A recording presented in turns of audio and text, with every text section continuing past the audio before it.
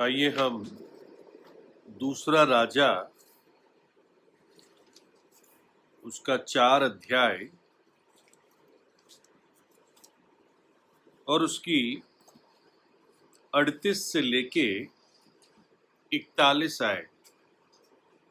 Second Kings chapter 4 versus 38 to 41। मैं English में सिर्फ 41 पढ़ूंगा, फिर बाकी सारी हिंदी में पढ़ूंगा।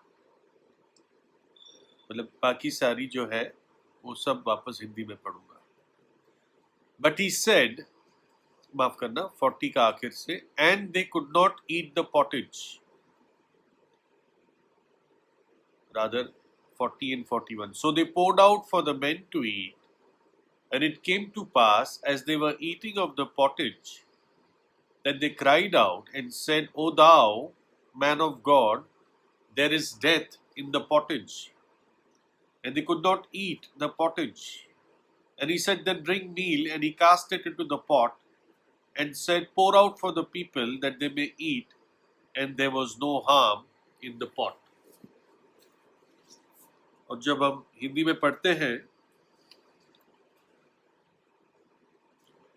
दूसरा राजा 4 अध्याय 38 से 41। तब एलीशा गिलगाल को लौट गया। उस समय देश में अकाल था और भविष्यद्वक्ताओं के चेले उसके सामने बैठे हुए थे। और उसने अपने सेवक से कहा, हंडा चढ़ाकर भविष्यद्वक्ताओं के चेलों के लिए कुछ पका। तब कोई मैदान में साग तोड़ने गया, और जो कोई जंगली लता पाकर अपनी अंकवार भर इंद्रियान तोड़ ले आया और फांक फांक करके पकने के लिए हंडे में डाल दिया, और वे उसको ना पहचानते थे। तब उन्होंने उन मनुष्य के खाने के लिए हंडे में से परोसा। खाते समय वे चिल्लाकर बोल उठे, हे परमेश्वर के दास, हंडे में तो माहुर है या मृत्यु है, और वे उसमें से खा ना सके। तब एलीशा ने कहा, अच्छा, कुछ मैदा ले आओ। तब उसने उस हंडे में डालकर कहा, उन लोगों के खाने के लिए परोस दो। फिर हंडे में कुछ हानि की वस्तु ना रही। आइए प्रार्थना करें। प्रभु, हम आपके वचन के लिए धन्यवाद देते हैं, और हमारी प्रार्थना है प्रभु के आप इस वचन पर, इसके पढ़े जाने पर आशीष दें, और पवित्र आत्मा स्वयं हमसे बातचीत करें। और प्रभु जी, सारा वातावरण हम अपने अधीन रखें, अपने अपने लोगों की जगहों पर। प्रभु यीशु के लहू में मुझे शुद्ध और पवित्र करें। आपकी आशीष चाहते हैं, बारिश की आशीष चाहते हैं। प्रार्थना प्रभु यीशु के नाम में मांगते हैं, आमीन।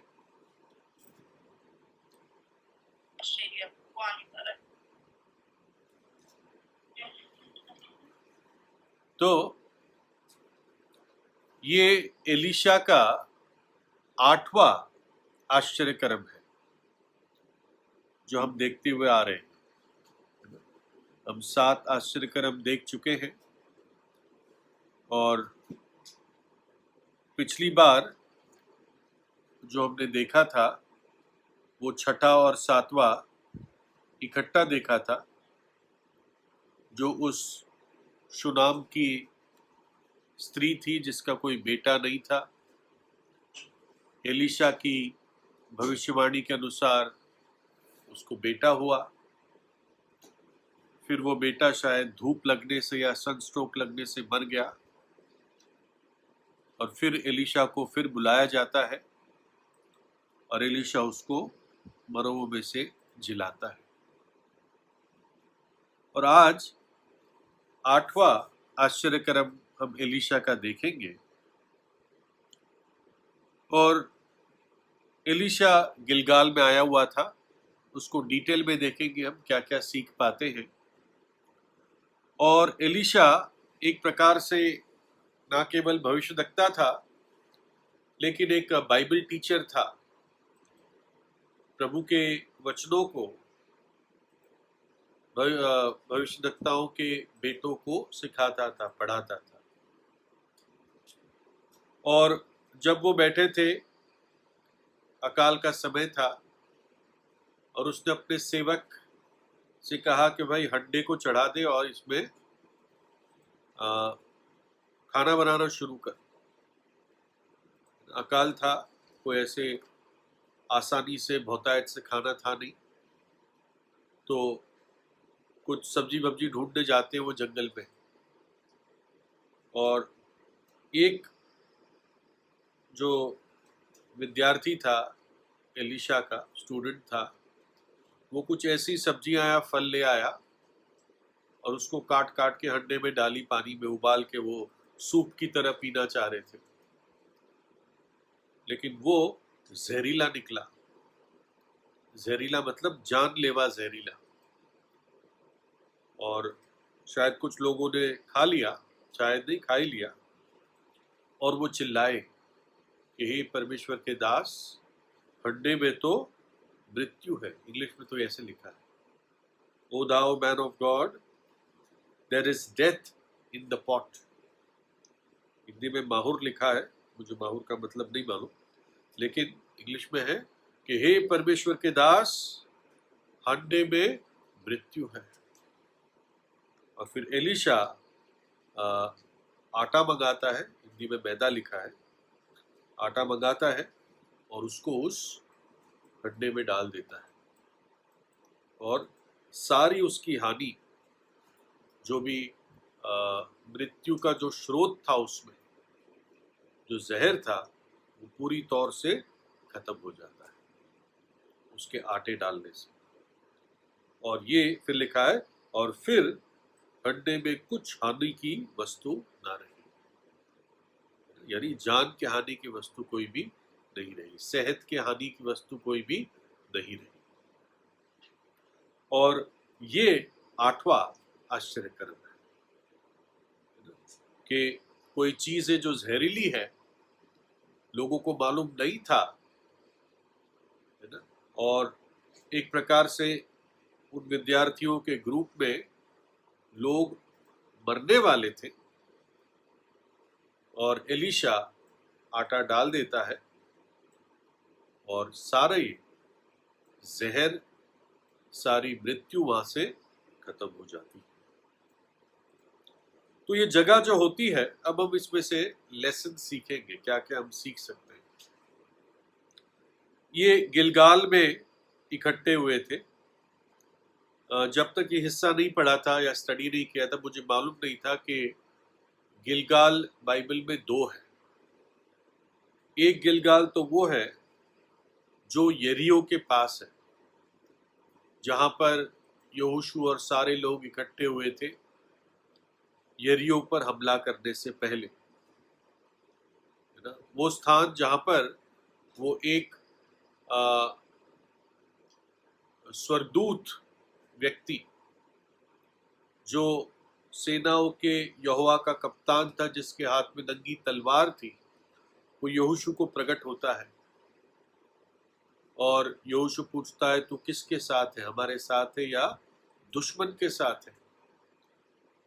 और वो कहता है, मैं सेना के यहोवा की ओर से कप्तान हूं, अपने पैरों से जूते उतार, क्योंकि जिस भूमि पर तू खड़ा है पवित्र है। एक तो गिलगाल वो है। ये दूसरा गिलगाल होता है जो इफ्राइम के इलाके में होता है, शीलो के दक्षिण की तरफ। और ये वो समय था जब अकाल चल रहा था, ठीक है ना। अगर आप देखें 38 आयत में लिखा है, उस समय देश में अकाल था। और हमें पता चलता है कि ये अकाल की भी भविष्यवाणी एलिशा ने कर दी थी, है ना। पढ़ो मेरे साथ, दूसरा राजा 8 अध्याय और 1 आयत। जिस स्त्री के बेटे को एलिशा ने जिलाया था, उससे उसने कहा था कि अपने घराने समेत यहाँ से जाकर जहां कहीं तू रह सके वहां रह, क्योंकि यहोवा की इच्छा है कि अकाल पड़े और वो इस देश में 7 वर्ष तक बना रहेगा। आप कहोगे भाई आप ये तो 8 अध्याय की बात है और हम तो 4 अध्याय पे है, लेकिन ऐसा नहीं कि सारी चीजें बाइबल में क्रोनोलॉजिकल ऑर्डर में है, ऐसा नहीं है ना। जैसे हगई की पुस्तक की जो बातें हैं वो इज़राया नेमिया के समय के आसपास हुई थी, जब दोबारा मंदिर बनाया गया था। तो ये भविष्यवाणी एलिशा ने पहले कर दी थी उस शुनेम की स्त्री को, जिसके बारे में पिछली बार देखा था। जब उसका बेटा जिलाया गया, वापस जिंदा हुआ, तो एलिशा ने उसको सलाह दी, अब तू यहां से निकल जा, 7 वर्ष के लिए अकाल आने वाला है ना, और तू जहां जा सकती है वहां जाके रह ले, क्योंकि 7 वर्ष तक बड़ा भयंकर समय आने वाला है। तो ये अकाल चल रहा था, जो हम हिस्सा देख रहे हैं आज, वो उस अकाल का समय है, 7 वर्ष का। अगर पता नहीं आपको ध्यान इस बात को सुन के आया हो कि एलिया के समय भी अकाल पड़ा था। कितने साल का अकाल पड़ा था? 3.5 वर्ष का। लेकिन ये अकाल कितने वर्ष का है?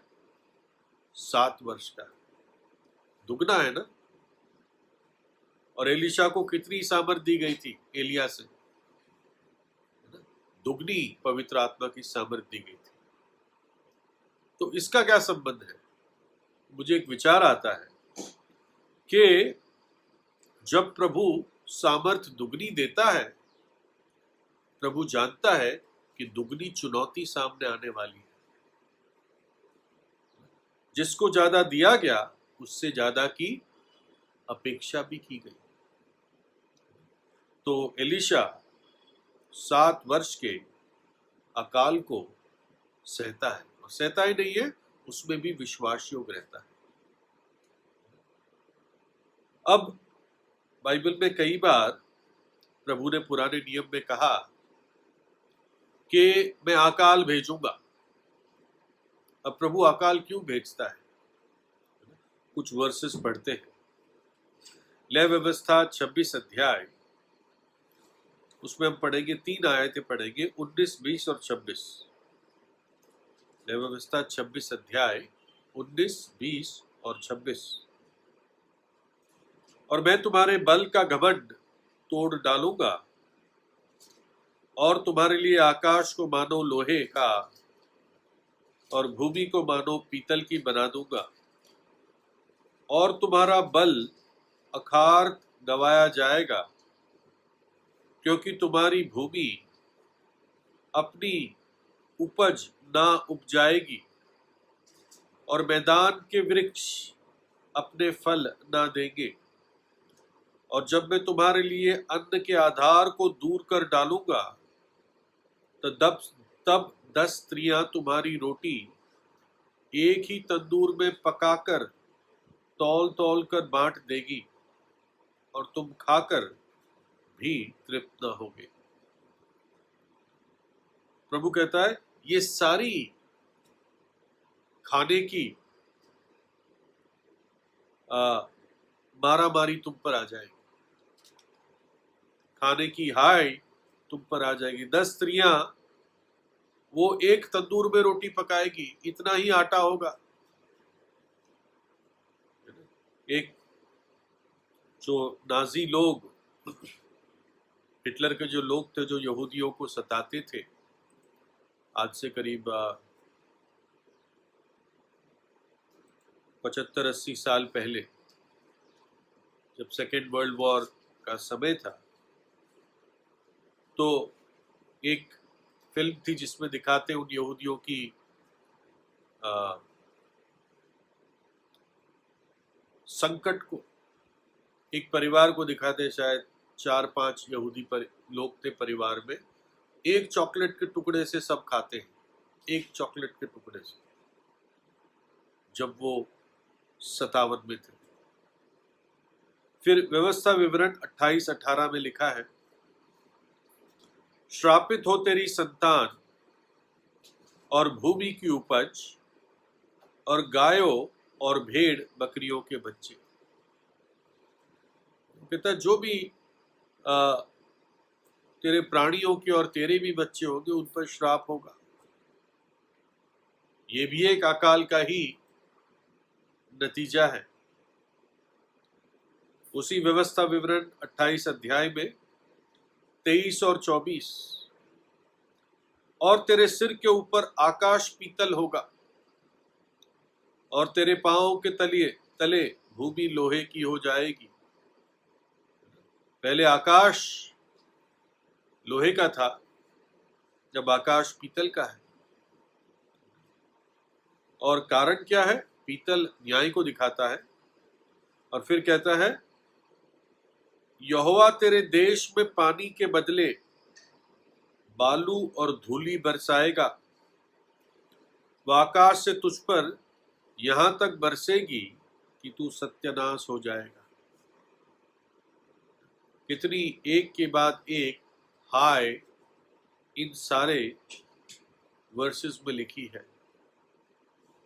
ये अकाल है।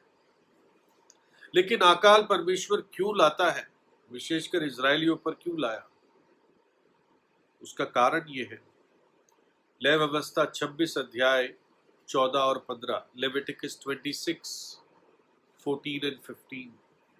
यदि तुम मेरी ना सुनोगे और इन सब आज्ञाओं को ना मानोगे और मेरी विधियों को निकम्मा जानोगे और तुम्हारी आत्मा मेरे नियमों से घृणा करे और तुम मेरी सब आज्ञाओं को पालन ना करोगे वरन मेरी वाचा को तोड़ोगे, तब ये बातें होगी। तो इसलिए सब आशीषों का स्रोत ऑफ कोर्स प्रभु यीशु है, लेकिन प्रभु यीशु की, परमेश्वर के वचन की बात मानने में है। सिर्फ सुनने में नहीं है, लेकिन आज्ञा मानने में है। Behold, to obey is better than sacrifice. बलिदान चढ़ाने से आज्ञा मानना बहुमूल्य है, आवश्यक है। तो एलीशा इस अकाल के समय में इन भविष्यद्वक्ताओं के बेटों को गिलगाल मिलने आया। ना केवल मिलने आया, उनके साथ रहने आया। यहां पर माना जाता है कि बाइबल स्कूल्स होते थे। एटलीस्ट यहाँ पर एक बाइबल स्कूल था। यहाँ पे भविष्यद्वक्ताओं के बेटे रहते थे और उनके साथ समय बिताने के लिए और वचन सिखाने के लिए एलीशा यहाँ पर आया हुआ था। एक विचार आता है कि अकाल के समय वो अपने शिष्यों के साथ था। एक प्रकार से अगर वो शायद कारमेल में अकेला रहता तो और कंफर्टेबल रह सकता था, लेकिन वो गिलगाल में इन भविष्यद्वक्ताओं के बेटों के पास पता नहीं कितना समय, लेकिन कुछ समय रहा। बिना प्रभु यीशु ने जब स्वर्ग से पौलुस को दर्शन दिया, सौल, तरसुस के सौल को दर्शन दिया, प्रभु ने क्या कहा? हे सौल, तू मुझे क्यों सताता है? क्योंकि सौल क्या कर रहा था? कलीसिया को सता रहा था। कलीसिया प्रभु यीशु की देह है, इसलिए प्रभु कहता है, सौल तू कलीसिया को नहीं परंतु तू मुझे सता रहा है। यशाया 63:9 में, आइजाया 63:9, उनके सारे संकट में उसने भी संकट उठाया। In all their affliction he was afflicted. उनके सारे सतावन में वो भी सताया गया, या उनके सारे सतावन में उसने भी वही सतावन महसूस किया। यानी हमारे दुखों में प्रभु स्वयं दुखी होता है, क्योंकि वो मनुष्य बनकर इस धरती पर आया। इसलिए जो मैं और आप दुख और पीड़ा और दर्द महसूस करते हैं, वो प्रभु महसूस करता है। एलीशा भी अपने इन चेलों के साथ उस अकाल में उनके साथ भागीदारी रहा। दूसरी चीज आगे पढ़ते हैं कि भविष्यद्वक्ताओं 38 आयत में, दूसरा राजा 4:38, भविष्यद्वक्ताओं के चेले उसके सामने बैठे हुए थे। भविष्यद्वक्ताओं के चेले उसके सामने बैठे हुए थे, मानो के मीटिंग चल रही थी, बाइबल स्टडी चल रही थी।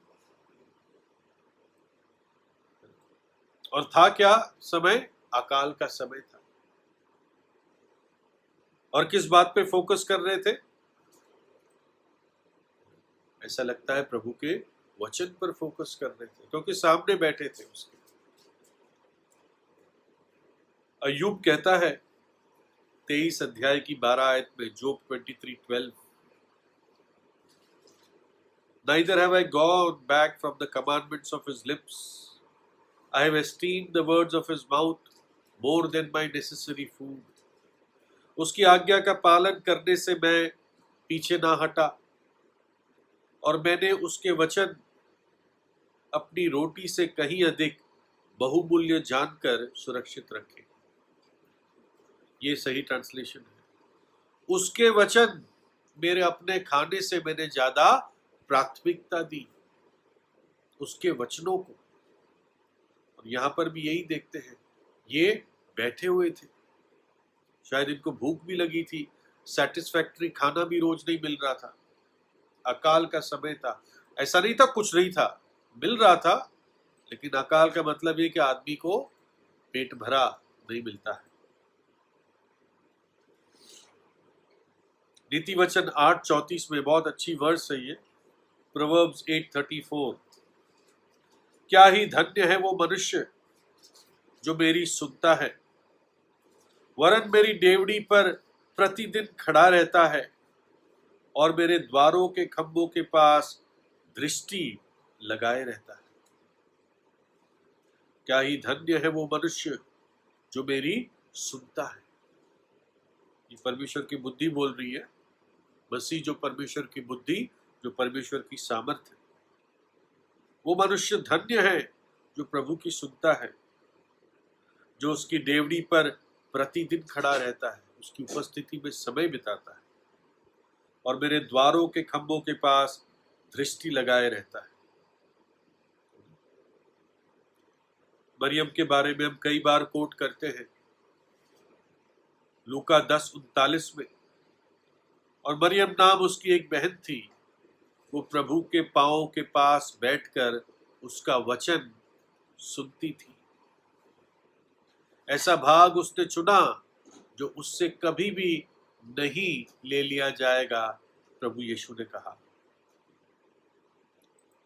पौलुस जब अपनी गवाही देता है प्रेरितों के काम 22 अध्याय में, तो क्या कहता है? मैं तो यहूदी मनुष्य हूं जो कलकिक्या के तरसुस में जन्मा, परंतु इस नगर में यानी यरूशलेम में गमलीएल के पांव के पास बैठकर पढ़ाया गया। गमलीएल भी उस समय का बहुत अच्छा वचन का शिक्षक था, स्कूल चलाता था वो भी, और बहुत समझदार व्यक्ति और फरीसी था।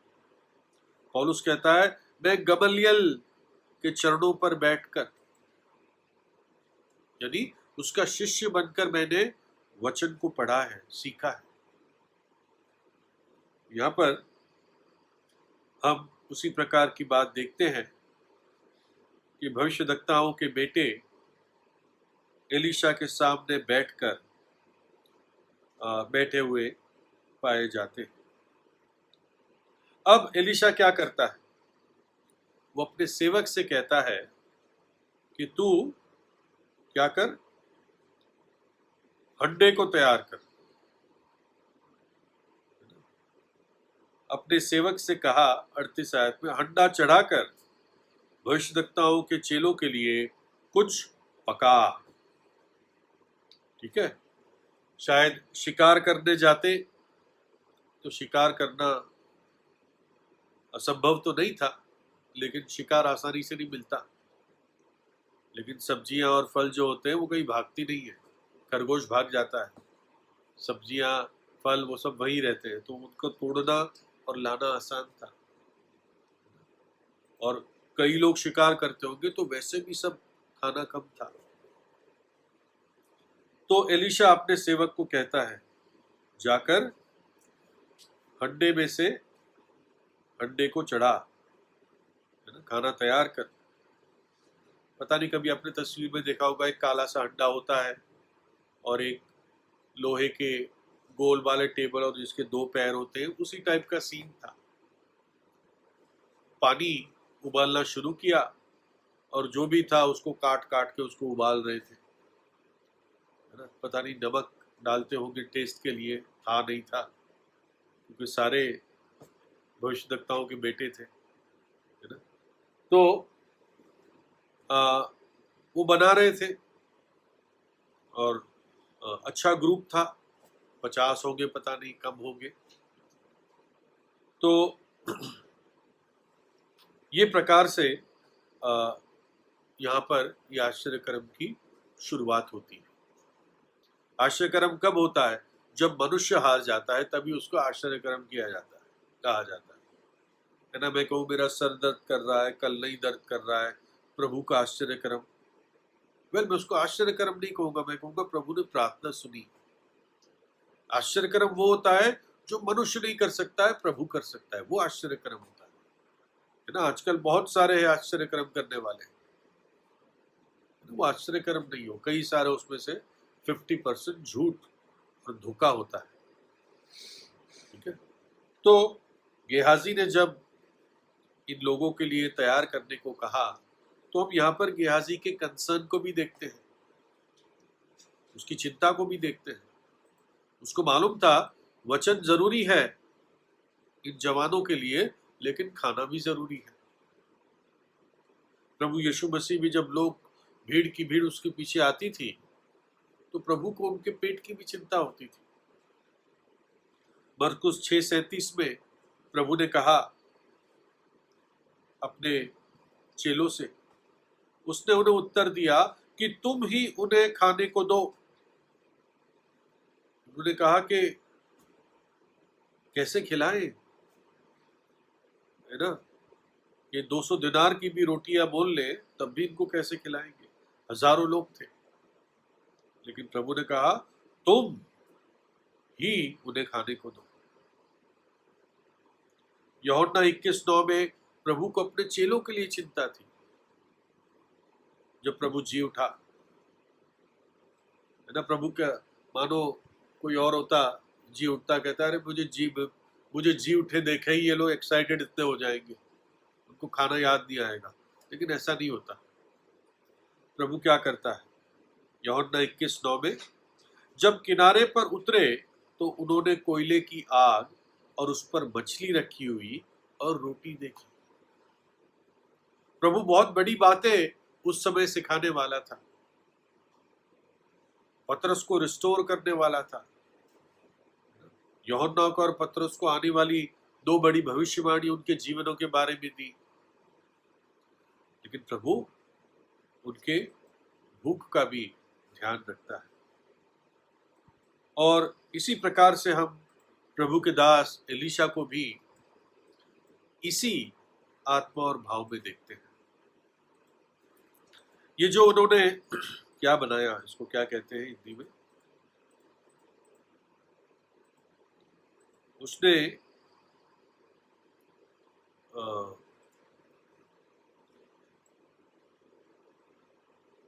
उसने अपने सेवक से कहा हंडा चढ़ाकर भविष्यद्वक्ताओं के चेलों के लिए कुछ पका।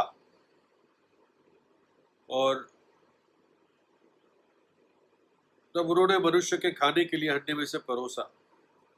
इंग्लिश में उसको स्टू कहा गया है या पॉटेज कहा गया है ना। एक प्रकार से आ, ये कह सकते हैं तरी वाली सब्जी थी, है ना। ये पॉटेज वर्ड उसके लिए भी यूज किया गया है जब याकूब ईसाऊ को जो देता है ना, पॉटेज टाइप कुछ दाल भी थी उसमें और इस प्रकार से सूप वाला डिश बनाया था। तो ये आमतौर से जब ज्यादा लोग होते थे तो ये बना लेते थे, है ना। जैसे इंडिया में बना लेते हैं ना भाई, सबके लिए चावल बना लिए इकट्ठे, बिरयानी बना ली, खिचड़ी बना ली। तो उस टाइप से एक इसको एक कस्टमरी कम्युनल डिश कहते थे जिसमें सब भाग ले लेते थे, ठीक है।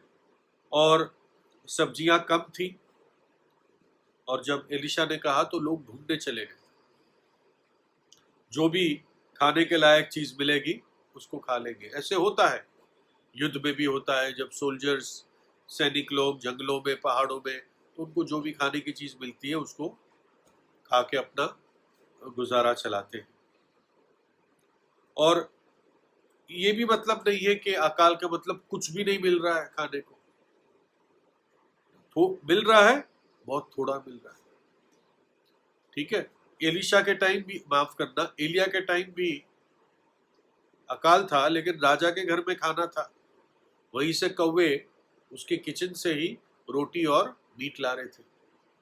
पानी भी था, बाद में पानी सूख गया, लेकिन जब कारमेल पर्वत पर उन बलिदानों पे पानी डालना पड़ा तो पानी मिला था, है ना। वैसे वहां से समुद्र दूर नहीं हो सकता, समुद्र का भी पानी।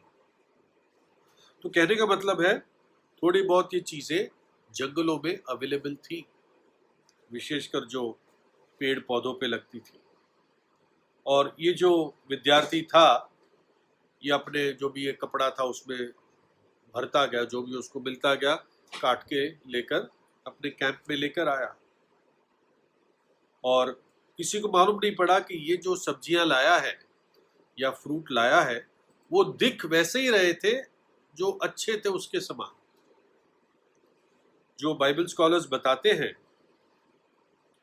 ये इंग्लिश में तो इनको गॉर्ड्स कहते हैं, जैसे लौकी भी एक टाइप की गॉर्ड है लेकिन ये गोल होती थी। ये जो फैमिली है फ्रूट की, ये कोलिकिंथ कहते हैं उसको, और ये सिट्रुलस कोलनसिंटिस ये फैमिली होती है। तो बेसिकली ये संतरे जैसा शेप होता है, पीला या ऑरेंज टाइप होता है, मतलब कलर इसका, और ऐसे लगता है कि भाई खाने के लिए अच्छा होगा। और शायद उसके समान भी और सब्जियां थी या फ्रूट थे, तो उसको लगा ये भी ऐसा ही होगा, इसको भी उठा लो, है ना। तो इसलिए उसने वो उठाकर अपने कपड़े में जैसे वो पोटली सी बनाकर वो कैंप में लेकर आया, और जो काट काट के सब्जी डालते हैं जैसे, तो उसको भी काट काट के सीधा वो सूप में डाल दिया। उसको मालूम नहीं था, या उसने दे दिया और जो और दूसरा बना रहा था वो काट काट के डालता जा रहा था। उनको मालूम था कि पेट ही तो भरना है, बस हजम मतलब खाने लायक होना चाहिए और उतरने लायक होना चाहिए, पेट ही तो भरना है। और जब ऐसा किया, खाने लगे, तो एकदम एक चिल्लाया कि हे परमेश्वर के दास, हंडे में तो मृत्यु है, क्योंकि ये जो फल था या सब्जी थी ये विशेषकर पॉइजनस थी। और लोगों ने बाद में इस पर रिसर्च किया, इसलिए आज हमें पता है। सबसे पहले तो ये बहुत कड़वी थी, जैसे काकड़ी भी होती है ना, खीरा कई बार बहुत कड़वी आ जाती है।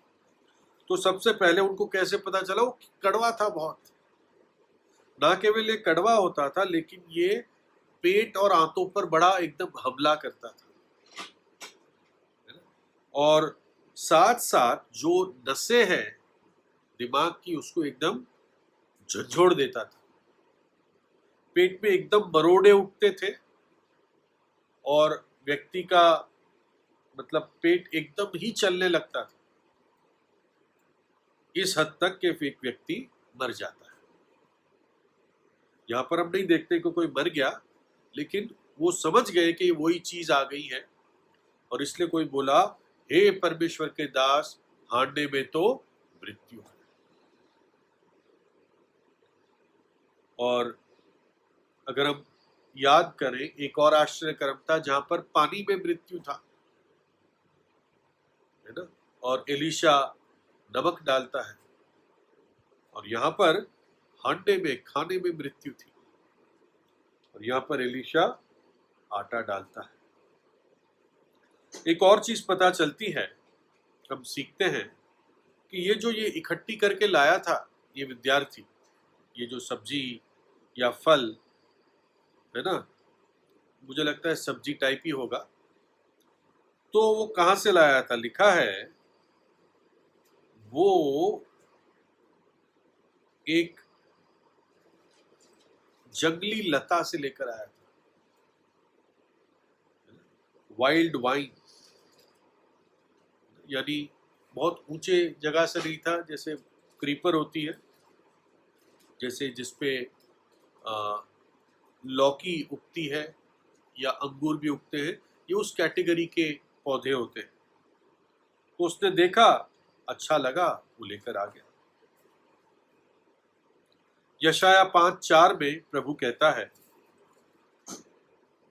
यहाँ पर प्रभु अपनी दाख की बारी के बारे में बता रहा है, मेरी दाख की बारी के लिए और क्या करना रह गया जो मैंने उसके लिए नहीं किया? फिर क्या कारण है जब मैंने दाख की आशा की तब उसमें से निकम्मी दाखें निकली? प्रभु ने अच्छी दाख की आशा की, परंतु निकम्मी या बेकार या जहरीली दाख उसमें लगी। यिर्मयाह 2:21 में लिखा है, मैंने तो तुझे उत्तम जाति की दाख लता और उत्तम बीज करके लगाया था, फिर तू क्यों मेरे लिए जंगली दाख लता बन गई? प्रभु इज़राइल के लिए कहता है, तुझे तो उत्तम बीज करके लगाया था, राइट सीड, गुड सीड, तो कैसे तू ये जंगली दाख लता बन गई? ऐसे लगता है मानो कि पवित्र आत्मा गलतियों की कलीसिया को पौलुस के द्वारा कहता है, गलतियों 3:3, क्या तुम ऐसे निर्बुद्धि हो कि पवित्र आत्मा की रीति पर आरंभ करके अब शरीर की रीति पर अंत करोगे? आत्मा में शुरू तो किया, शरीर में अंत कर रहे हो। मैं कई बार ताज्जुब करता हूं, कुछ लोगों की मेंटालिटी वर्षों में बदल जाती है। आत्मा में शुरू किया और फिर सब सारे डिसीजंस शारीरिक मन के अनुसार करने लगते हैं, औरों को भी उस आत्मा के नजरिए से देखना वो बंद कर देते हैं। और इज़राइल के साथ यही चीज हो गई थी, जंगली दाखलता। एलिया के टाइम देखते हैं, इसलिए प्रभु ने 3.5 वर्ष का अकाल भेजा। एलीशा के टाइम में शायद दुगने बदतर हो गए थे, तो प्रभु ने दुगने समय का अकाल भेजा। इससे और एक चीज भी सीखते हैं, कई बार वो जंगली जड़, कड़वी जड़ हमारे अंदर उगने लगती है। इब्रानियों 12:15, और ध्यान से देखते रहो, ऐसा ना हो कि कोई परमेश्वर के अनुग्रह से वंचित रह जाए, या कोई कड़वी जड़ फूटकर कष्ट दे और उसके द्वारा बहुत से लोग अशुद्ध हो जाए। कड़वी जड़ एक व्यक्ति के अंदर, किस व्यक्ति के अंदर? जो प्रभु की ताड़ना से सही नहीं होता, प्रभु की ताड़ना को तुच्छ जानता है। इब्रानियों 12 में ये संदेश है प्रभु की ताड़ना का, और कहता है एक व्यक्ति कड़वा ना हो जाए ताड़ना के बाद, रादर नम्र हो जाए, दीन हो जाए, एक्सेप्ट कर ले।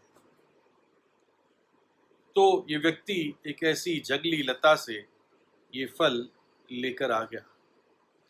उसकी जो मनसा थी, उसकी जो ऑब्जेक्टिव था, उद्देश्य था, वो तो अच्छा था कि मैं गुरु के कहने पे खाना ढूंढने जा रहा हूं, मैं ये खाना जो लाऊंगा उससे लोगों का पेट भरेगा,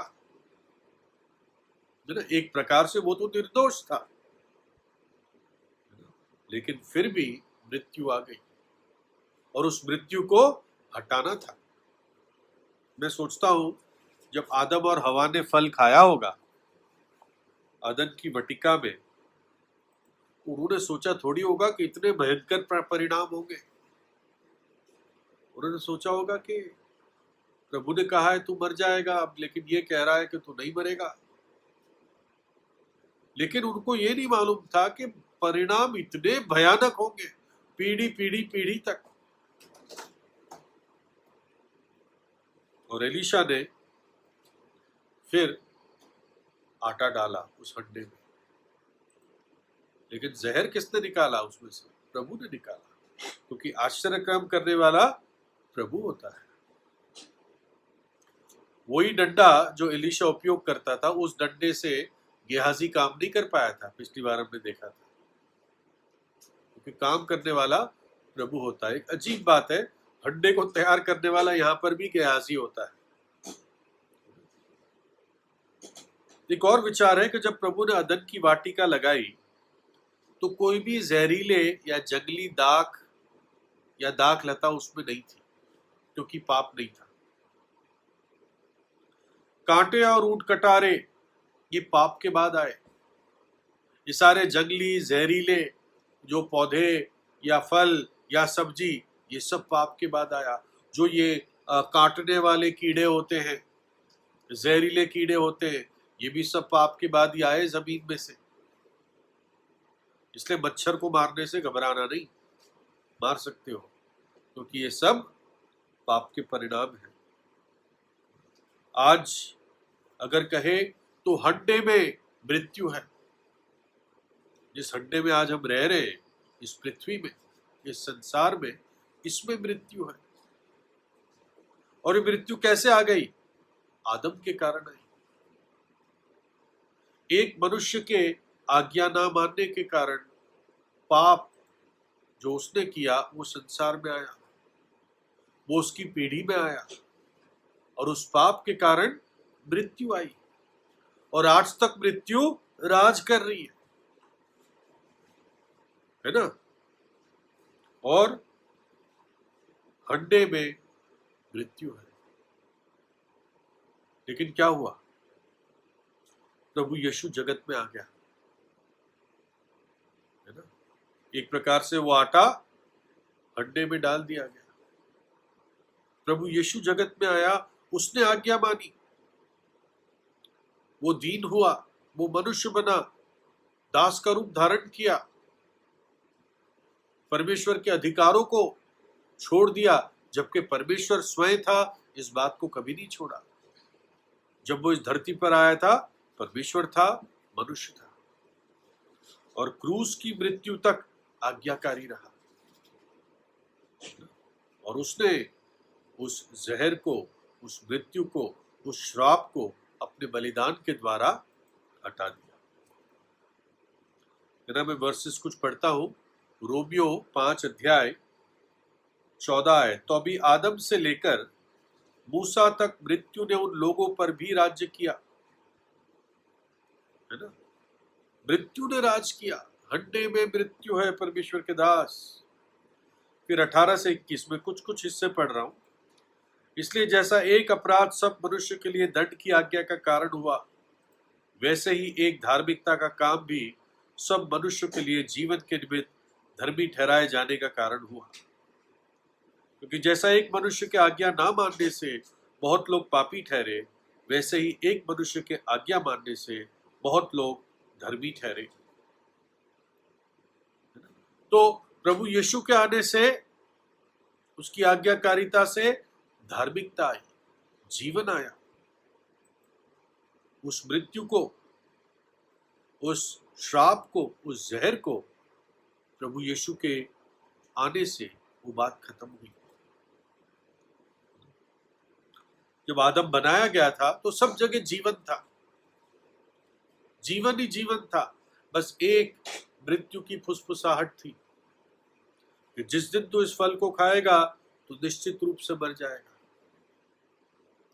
लेकिन जब प्रभु यीशु इस जगत में आया, अपना प्राण हमारे लिए दिया, मृतकों में से तीसरे दिन जी उठा, तो जब से आदम गिरा है तब से मृत्यु का वातावरण है, सब जगह मृत्यु है। लेकिन प्रभु यीशु के आने के बाद एक जीवन की फुसफुसाहट है। जिसके पास पुत्र है उसके पास जीवन है ना। इसलिए पहला कुरिन्थियों 15 में पौलुस कहता है, हे मृत्यु तेरा डंक कहां है, कहां रहा, हे कब्र तेरी जय कहां रही।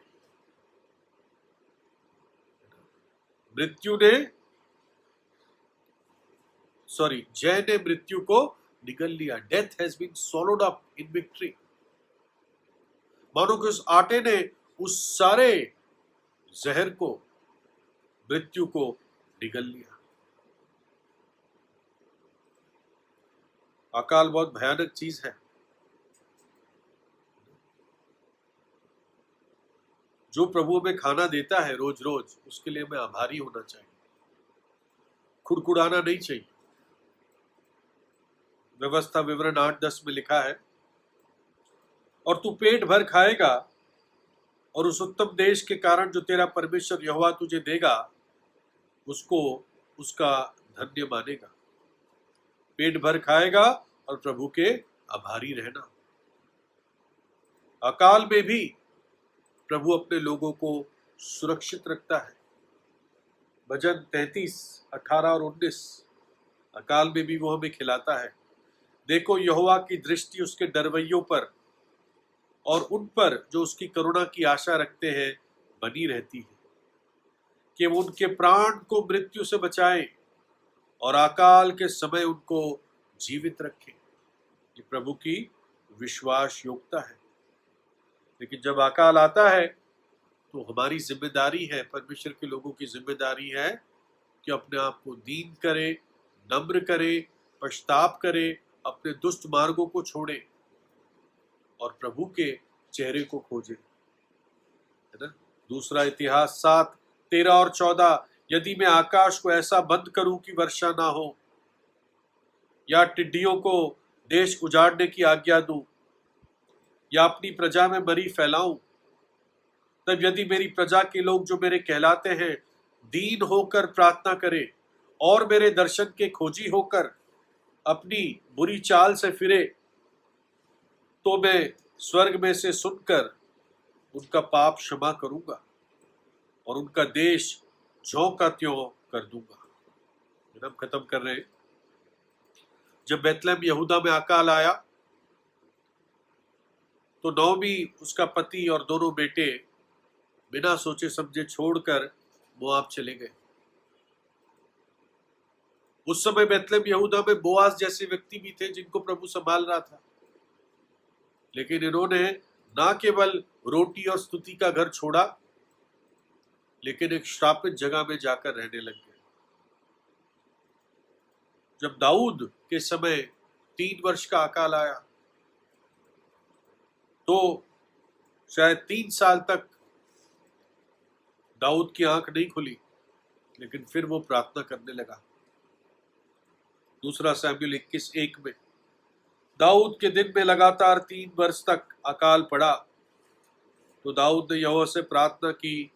यहोवा ने कहा, ये शाऊल और उसके खूनी घराने के कारण हुआ, क्योंकि उसने गिबयोनियों को मरवा डाला था। 3 साल के बाद दाऊद को हुआ क्या, प्रभु से पूछूं मैं क्या बात है प्रभु।